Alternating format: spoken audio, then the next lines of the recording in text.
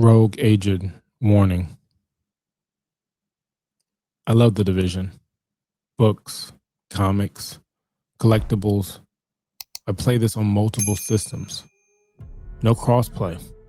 I just made it work. My son has watched me play it. I've got him to play it. My daughter has picked up this game and she's not even 10 yet. So understand this up front. I'm not a hater. I'm not a casual player. I'm not even a rogue agent. But I might be an agent asking the kind of questions that get labeled rogue. Because while everyone's excited again, me included, are we actually ready for what the Division is becoming? The first thing that hooked me was the name, Tom Clancy. If you've ever read post-apocalyptic novels or novels about military and government schemes and things like that, the title Rainbow Six, those military and organized plots, you expect the detail. You expect the system behind the scenes. You expect a world that feels real, even when everything is falling apart. That first reveal of the Division, the E3 trailer, the snow in New York, it created a feeling. Whether you were a fan of that type of novel, whether you're a fan of that gameplay, it grabbed your attention. Not zombies, not aliens, just a city that felt one step away from real life. The collapsing, the grit. Covered mattered. Stepping out of cover, you paid for it. Running and gunning, no, not here. It was a slow, tactical, grounded burn. And the environment told the story as much as the main characters, as much as your character itself playing in this universe. That's what made the Division the Division. Now let's be fair. Franchises evolve. If you're lucky, you'll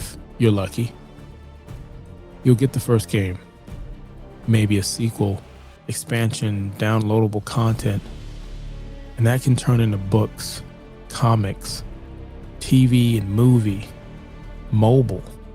But after the Division 2, something went wrong. Not one big failure, but a series of misfires. Projects delayed, projects canceled, momentum lost. While other franchises moved forward, we had God of War, Fallout, The Last of Us, Spider-Man, just to name some that were able to get it right. The Division stalled. And here's the problem with this world. You wrote yourself into this realism. No aliens, no magic reset button, no new planet to fix mechanics. Yeah, I was talking to myself, who plays The Division and Destiny 2. You're fighting humans. So when the system has things like bullet sponging and it just doesn't feel right, there's nowhere to hide. I don't think that's evolution, but is that a design that you've cornered yourself into? Now we're here. There's new updates coming out, a sense of new energy. I would say a second win, but this is like a cat with 9 lives. Now, before doing this video, I haven't chimed in on any of the news because I'm not following it. I wanted to do this video without being influenced of everything that's coming out new, and though I've heard one or two things, I made sure for it not to really influence this video here. Now, apparently, we've got seasonal content that's going to get better, and we've got reworked gear that's coming out. We've got returning systems or game modes from the past. And you have a mobile game, The Division Resurgent, that's getting ready to come out. By the time this video comes out, that mobile game will be out in your hands. And on paper, that makes sense. But the timing of it matters, and the timing doesn't make sense. This kind of expansion years ago, wow, that's momentum. Now, it feels like they're catching up. And the systems, they feel so heavy still, so clunky, so they're still working out all the kinks. Not mobile game overwhelming, just clunky.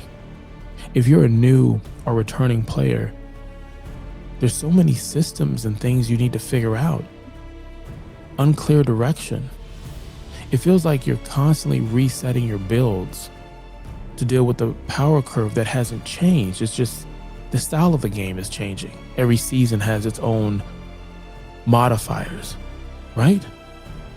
If you don't watch a YouTube video or check a blog to find out what the new season's doing or what's going on, you may feel that your build is underwhelming.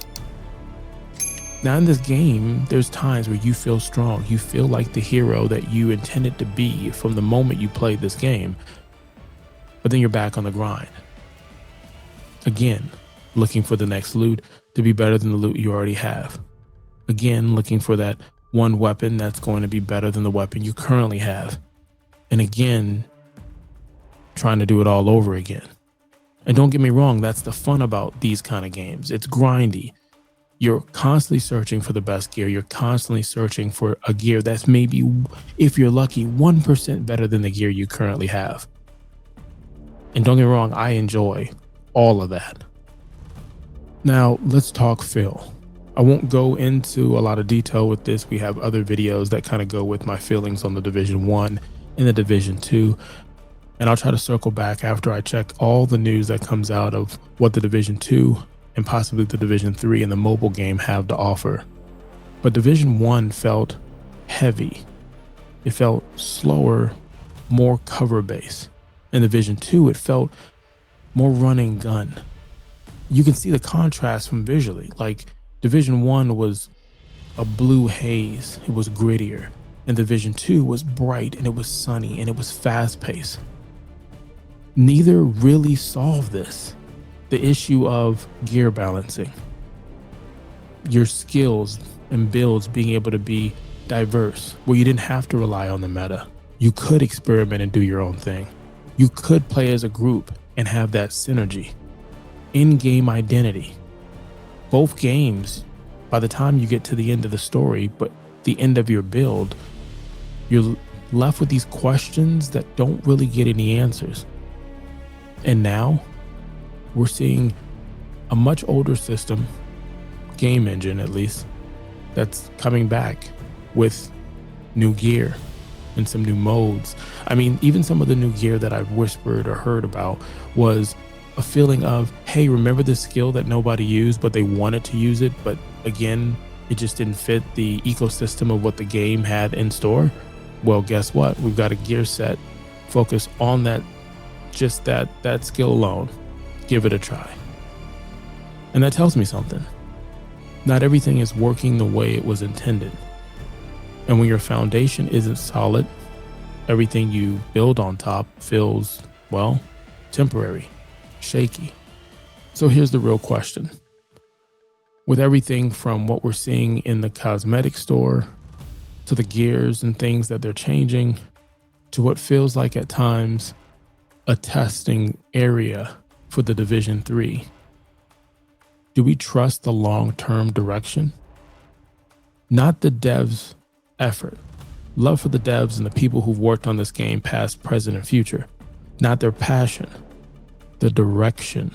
Because live service right now, in some areas, there's a fatigue there. Other than maybe a handful of games that are still successfully doing live service, where their player base is enjoying it and almost don't even notice it. Some of the players are just tired of constant resets, constant monetizing shifts, constant, it's time for something different.